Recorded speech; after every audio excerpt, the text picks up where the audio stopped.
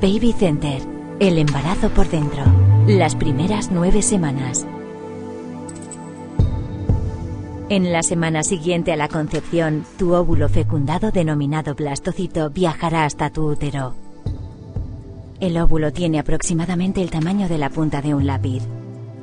En pocos días, las células que hay en el óvulo formarán grupos. La masa celular interna se convertirá en tu bebé. Las células externas serán el saco amniótico y la placenta.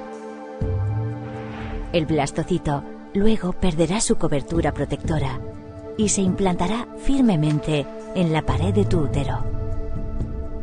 Alrededor de la 5ª semana, tu bebé tiene el tamaño de una semilla de sésamo.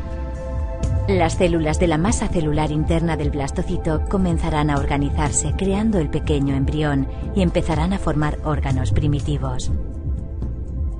El cerebro y la médula espinal del bebé son visibles a través de su piel translúcida. En este momento, el sistema circulatorio de tu bebé también se formará. Y su corazón empezará a latir. Tu bebé se parece más a un pequeño renacuajo que a un ser humano. Está obteniendo nutrientes y oxígeno a través de la recién formada placenta y del cordón umbilical. En la 9ª semana, el embrión perderá la cola. Tu bebé se parece cada día más a un ser humano. Ya tiene extremidades, deditos, una nariz bien definida, boca y ojos y el inicio de las orejas.